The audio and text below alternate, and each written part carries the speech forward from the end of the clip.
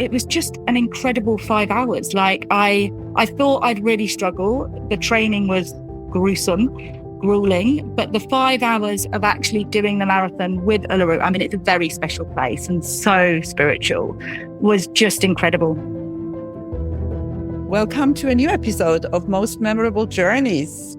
Another exciting guest, another travel professional. I mean, it's most memorable journeys after all. So, of course, I have people that I talk to who travel. This one has a lot to tell us, also to teach us. Rebecca Thomas is a sabbatical coach. And I think many of you are going to want to know more about that because, to be honest, I hadn't heard it before either. And definitely something very, very interesting, maybe new for me, but not for you. And she does a lot of other stuff, and we are going to find out everything about her. Welcome to Most Memorable Journeys, Rebecca. Thank you so much, Elizabeth. Thank you for having me. It's a pleasure. And I want to just go right in. How did it start? When did you start traveling? I started traveling just after university, actually. So as a family, we didn't really travel. My father's family were all in Wales. We're from the UK. So our summer holidays and everything was, sort of based in the UK or sometimes France, but that was it. So really hadn't done a lot of travel. After university, so I was 22, I did the normal, rite of passage through Asia and Australia and did the east coast of Asia, backpacking with 2 girlfriends, New Zealand into America and then back home. And that really was it. I remember vividly standing in Bangkok on a bridge overlooking this mayhem of, colourful taxis and tuk-tuks and the noise and everything. And I think from that day I was just hooked. And I still have a really fond memory of Bangkok for that reason. I know lots of people sort of steer clear, but as much as I can spend there, if I can stop over, I do, because it's got a fun place in my heart. That's amazing. Isn't that amazing? Because, things like that, we never traveled when I was a child. And I managed to sort of get to London when I was 16, from Zurich to London, which was like an hour and 20 minutes flight. And that flight just changed my life. And being in London, just London it's not, you traveled, at least you traveled around the world. For me, it was just going to London and understanding that I grew up in this tiny village, understanding that there's a world out there that needs to be discovered. So Thailand has a special place in your heart. Did you travel any more than Thailand or mostly Bangkok? No, we've been back subsequently. So the original backpacking journey, yes, we traveled lots around it. Probably the only bit we haven't done is the north and Chiang Mai.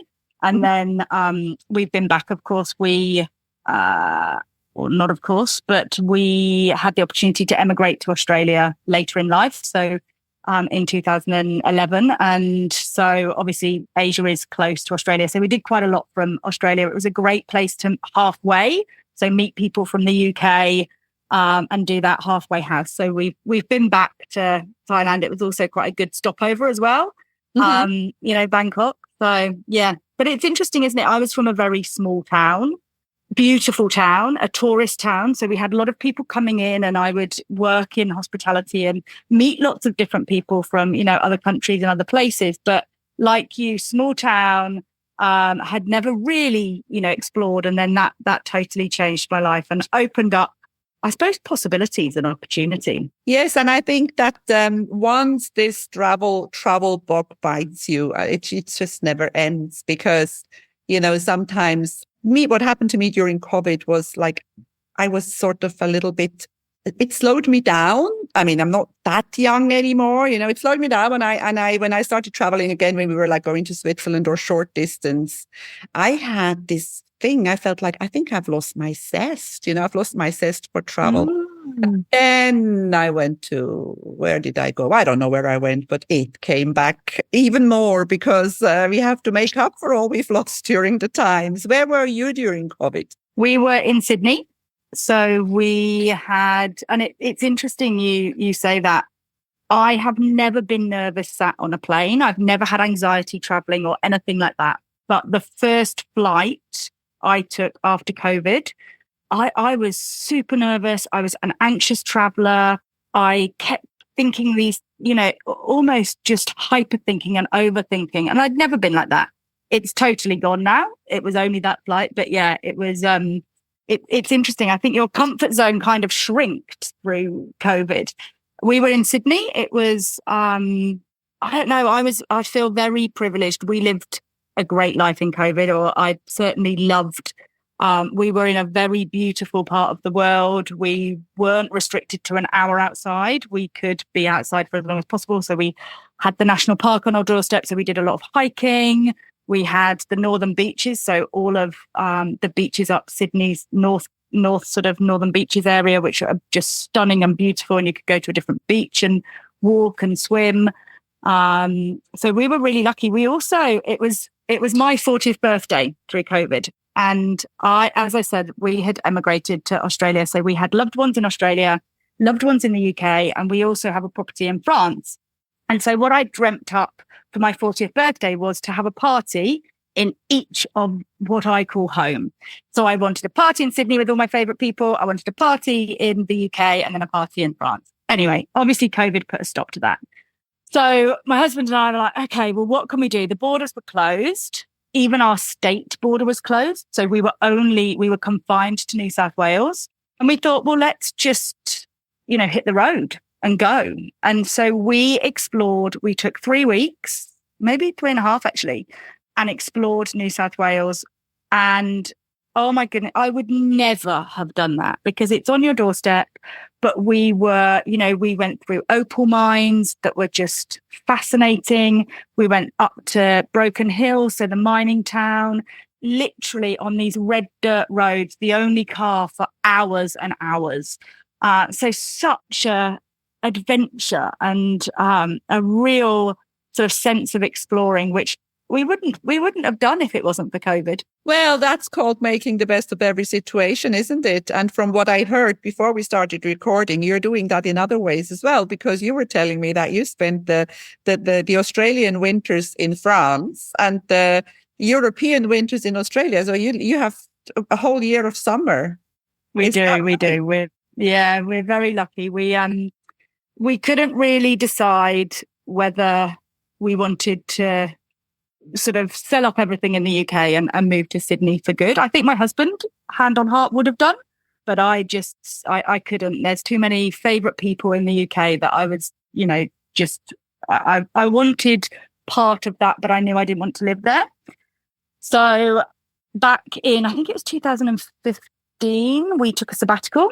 So we took 6 months off work. And it was actually not a sabbatical, it was an unpaid career break. So we were privileged in the sense that both of our companies allowed us to take that unpaid time off and come back to our same roles. And the intention there really was to land on what the next chapter looked like and what we wanted to do, where we wanted to be, who we wanted to spend it with. And we spent a proportion of time in the UK to sort of feel the waters out there. We spent a proportion of time at our derelict barn in France to really work out whether we wanted to continue with that, whether that was part of the dream, or whether we would sell that and sort of put it to bed.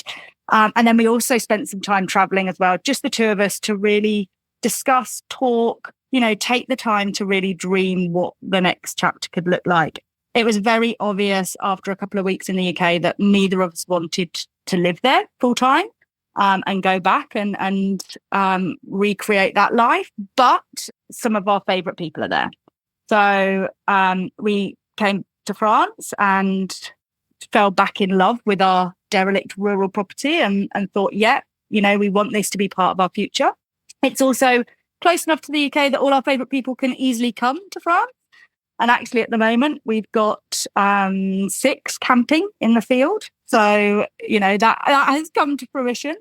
And then, obviously, we loved Sydney and love Australia. So whilst we were traveling, we sort of really discussed what we wanted out of the next chapter. And we landed on the fact that we wanted a life full of all of our favorite people. We both hate winter and hate the cold. And even Sydney gets, cold and has winter. So we were like, if we could live a endless summer, that would be ideal. And so we landed on that basically and trying to make that happen. So we went back to Sydney. I remember sitting with a couple of beers overlooking Sydney Harbour and us making a plan to then almost reverse engineer, how long it would take us, how much money we needed, what we needed to do to be able to get there. And we landed on a 5-year plan and put that into practice. And 18 months ago, we sort of exited, full-time normal corporate life. And now, spend an endless summer with our favorite people. Fantastic. And that really, really shows once more that life is what you make of it, right? Yeah. I mean, I want to, before I get into the sabbatical culture or the coaching per se, I read something else when I was going through your website. You also climbed Kilimanjaro? I did. Yeah. And this is another, I suppose, memorable journey. And I think probably where this all started. So the backpacking trip was where my love for travel started and where that real zest, as you say, the travel bug, bit me. But the Kilimanjaro trip was a real marker in the sand for me.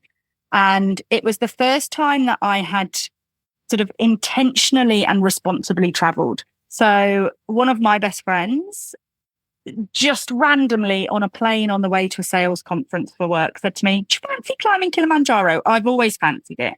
I said, "Oh," and always one for, a bit of a challenge. I said, "Why not? Let's do it." And I used to, and still do, raise money for motor neuron disease. It's the charity very close to my heart. So I said, well, I'd like to do it, but I'd like to do it for charity and raise money. And so she said, yeah, okay, great. Anyway, we started to plan and look at things. And I, previous to this, as I say, hadn't really been overly intentional about where I book, who I book with. But she was, and really introduced me to responsible travel and, authentic travel. And so what she wanted out of it is she wanted to book with a local company that had a story and that she really connected with the story.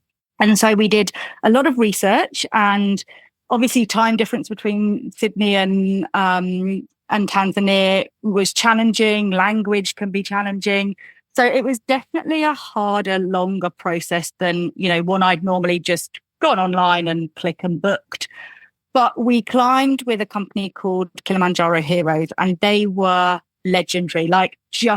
They made the whole trip. It was incredible. And they were two guys who basically had come from nothing and set up locally this company. But they also had a charity attached to it called Starlight, the Children's Starlight Foundation, which was around giving, children that had no prospects a sort of route in life and supporting them.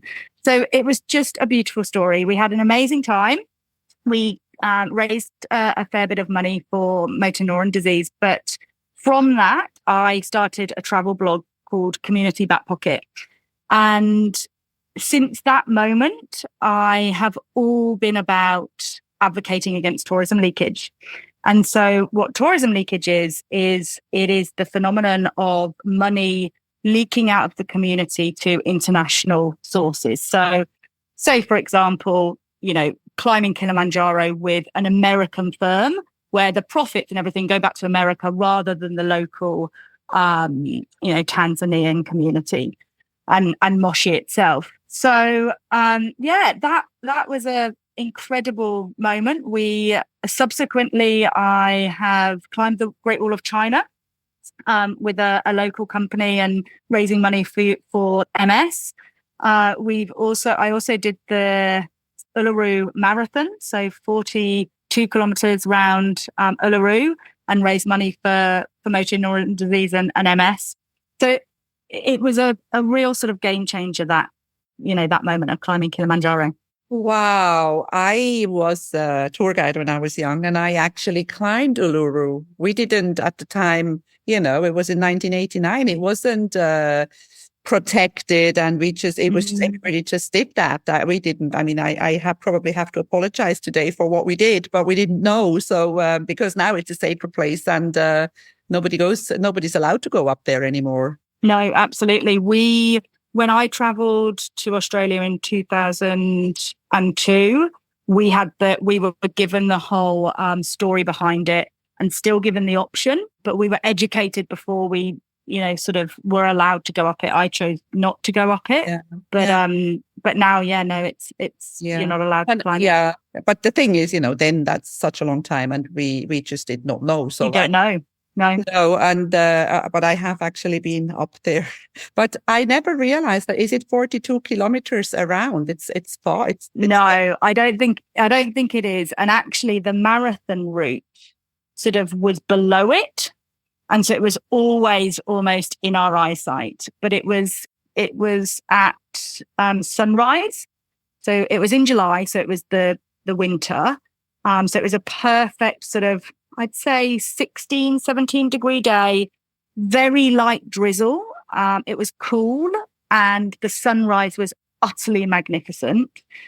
It was just an incredible 5 hours. Like I thought I'd really struggle. The training was grueling, but the 5 hours of actually doing the marathon with Uluru, I mean, it's a very special place and so spiritual, was just incredible. And very magical. And how it changes color whenever, depending on the sun, depending on the time of the day, when the sun rises, and then when the sun is up, and then when the sun sets. It's beautiful. I totally agree. I am in love with that place as well.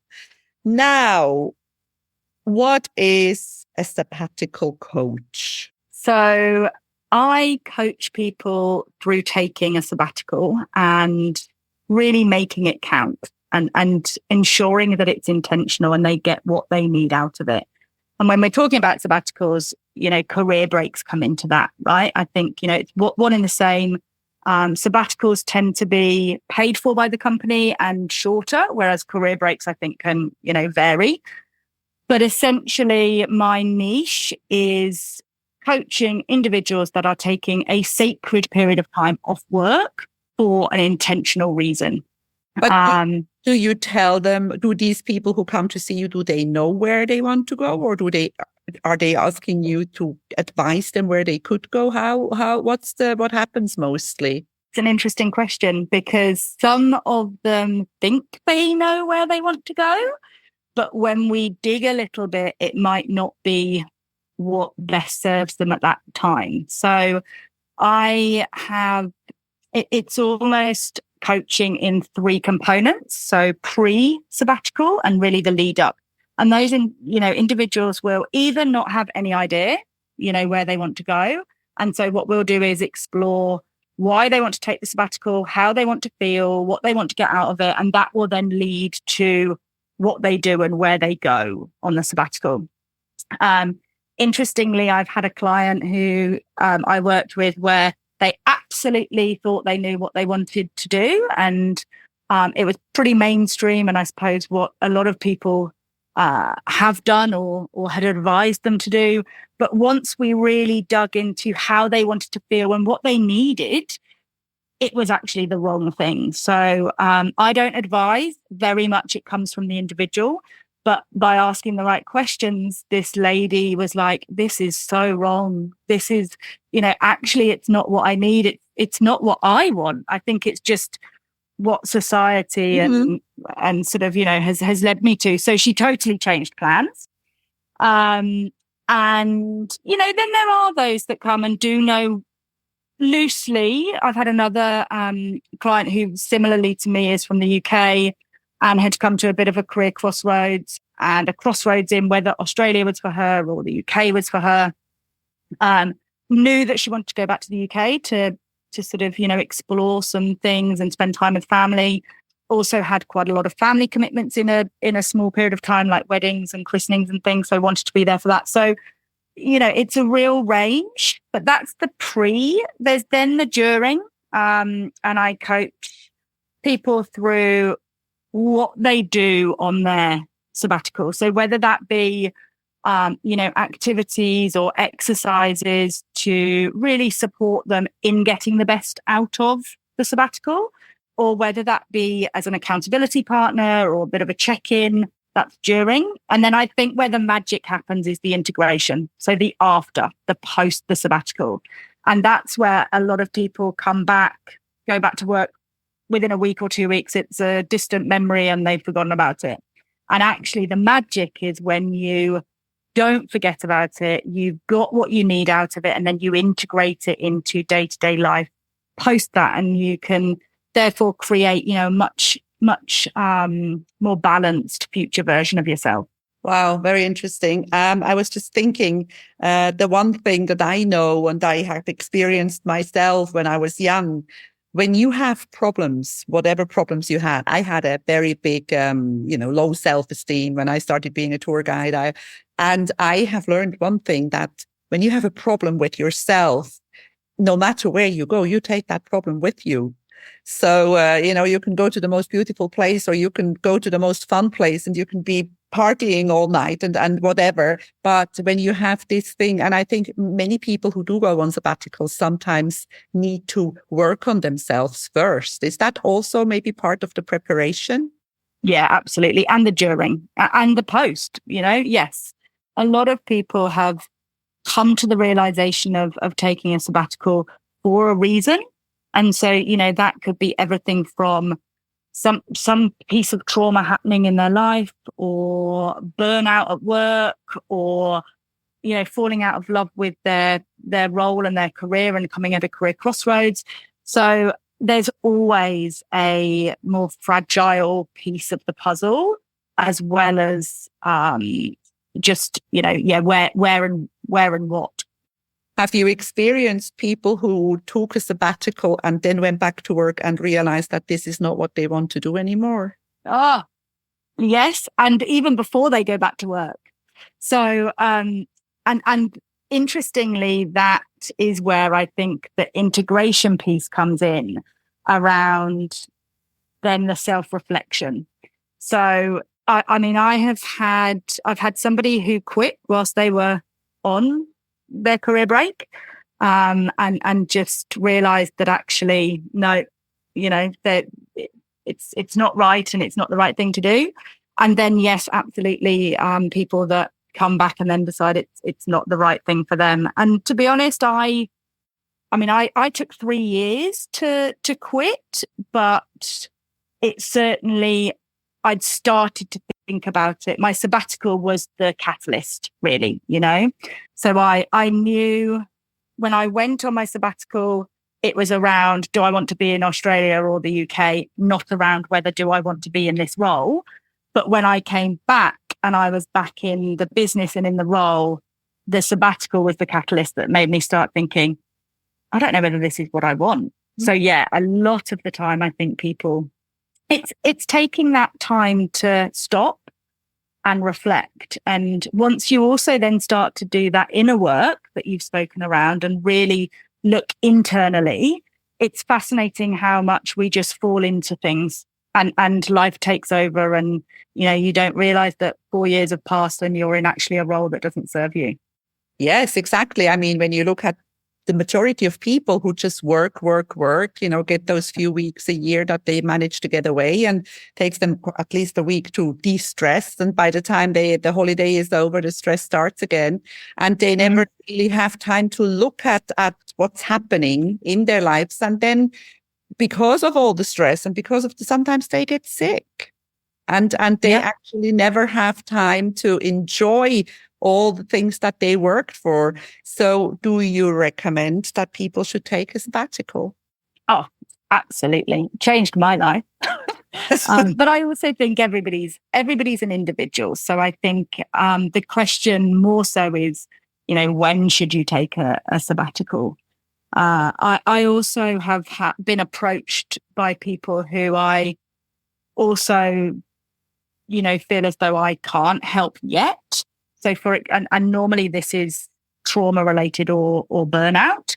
And if somebody is, so burnt out that actually it's almost verging on they need medical support or then that's where I sort of say, look, I think maybe it's get better first, or seek, sort of professional help first, and then we could work together. But yeah, I think it's more a question of when rather than should everybody. I think everybody should take a sabbatical, and I also think there are a lot of benefits and a lot of research around how it benefits the employer. Oh, yeah. So from a perspective of course, decreasing the, risk of burnout, of course, from coming back with innovative and creative ideas and being refreshed, and so many leadership skills that we can hone from a travel perspective or from, studying or doing something different. So it's a benefit to both employer and employee. Even though I believe that there may be people who would be afraid to go because of, somebody else may take their post, somebody else may, take their limelight. So not everybody dares. I think that is also somebody who has the courage to take a sabbatical should really do it. Yeah, I think fear is a big one that holds people back. And I think that's, as you've suggested, fear from in that employee perspective, but also just in life of totally. The fear of the unknown, or the fear of leaving a partner for a period of time, or a fear of just, it's almost opening Pandora's box in a way, isn't it? You kind of, if you're okay, but things could be better, if you open that box, there's no putting it back in. My phrase is like, fear keeps you in the comfort zone, and the comfort zone is the place where your dreams go to die. Oh, I like that. Yeah. Because so true. It is. And it's so the dream graveyard. Yes. And there are so many things about fear, I mean, that's another story. That could be another podcast, but like the news and news headlines are there to spread fear. So I don't know, chemical companies can sell tranquilizers or that. Let's not go in there. Let's stay in the happy sabbatical place. But so the time is already advancing, but we've got a little more time. Your company is called Feel Good Getaways. Is that that's your business? That's where you work from, and you are mobile. People can find you anywhere.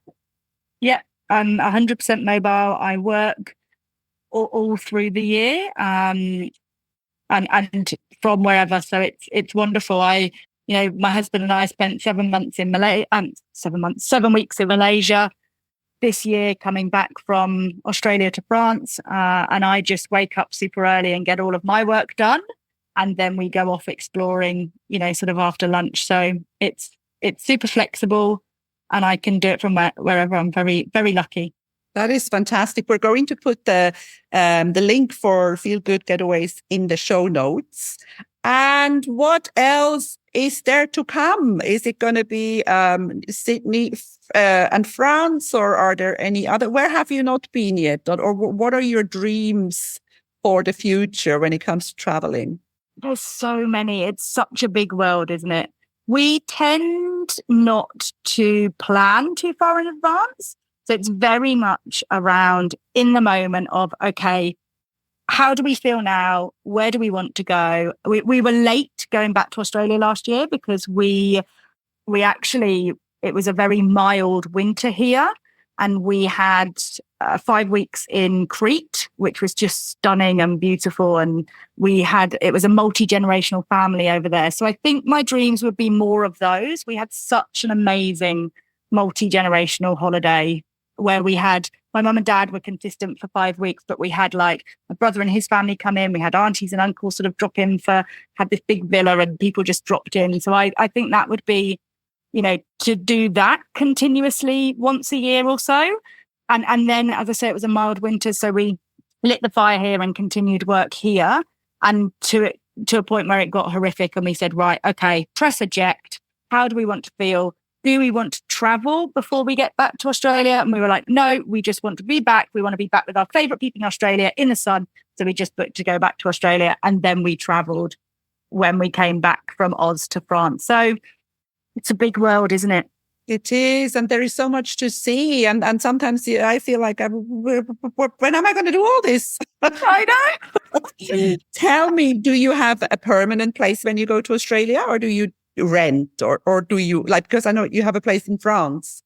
Yes. So in Australia, no, we don't. Probably my biggest regret. We should have bought in Oz, but we either stay with friends and rent a room, or we rent, Airbnb, or we've got a network of people, so it's people might know of somewhere coming up that we rent. You never know. It's never too late. You can still buy. Yeah. You never know what happens in life. Any other tips that you would give to somebody, like somebody who is listening to us now and maybe never thought about a sabbatical, never even, is in this rut and going to work, and how would you start it? How would you start planning it? If you were in this position, you were probably in this position working all the time and never thought of that sabbatical. And how would you encourage somebody to start the whole process? I think my encouragement would be around setting a small amount of time. If you can't and don't feel as though you have a lot of time to be able to plan it, but really look at boundaries and set aside a small amount of time to just start exploring the options and exploring the possibility, and really opening that reference pool around what's possible. I think for me, it was listening to a lot of different people's stories and hearing what other people had done that gave me the motivation and, the inspiration to take the plunge and do it. So I think it's about, even if you start with 10 minutes a week or half an hour a week over your coffee. I'm a great lover of James Clear, Atomic Habits, and he talks about habit stacking. So, if you don't feel you've got the time, or you are finding it difficult to build a new habit, just literally latch one on to something else. So when you're having your coffee, half an hour, 15 minutes, and just start exploring the options. That is a fantastic tip. And somebody told me that because I was sort of doing something and I was overwhelmed. And she said to me, you don't have to do everything at once. Just send one email a day, or like what you're saying, sit with a coffee once a day. And I didn't know you call that habit stacking. Yeah, James Clear is a great guy to follow. He wrote a book called Atomic Habits. And one of his, pieces of advice and how to create good habits is around habit stacking. I have never heard of him, and I wrote that down because I'm going to look him up, because that is one thing that is so important in our lives is habits, because they rule the day, they rule our lives. The subconscious mind, the habits in our subconscious minds are in charge. 95% Absolutely. to do is driven by the subconscious mind. Now, we're coming to the end, but I have one last question. What is the most beautiful place in the world? I don't think there is one. Yes, I know. I just, I think it's for people, for travelers. You can't say that, can you? There are so many. There are so many. The northern beaches of Sydney, I have to say, are, having travelled to so many different places and so many beaches, I don't think you can find better. I remember being in Rio and somebody, before I went to Rio, saying, "Oh my goodness, Ipanema Beach, and it's amazing." And I mean, it was incredible and it is beautiful. But I remember swimming out to sea and looking back and thinking, "Oh God, not sure that's very beautiful." The beaches around France are stunning, but the northern beaches in Sydney is just something else. And the sunrise. I'm a real sunrise person. Mm-hmm. And the sunrises over the water are just magical. So I think for me, that would probably be one of the most beautiful if we were talking coastal and beaches. Wonderful. And I think that concludes this podcast episode. Thank you so much for being on Most Memorable Journeys, Rebecca Thomas. Thank you so much for having me. It's been an absolute pleasure, Elizabeth. If you enjoy my podcast, please like, share, and subscribe to my channel. You will find all the information in the show notes.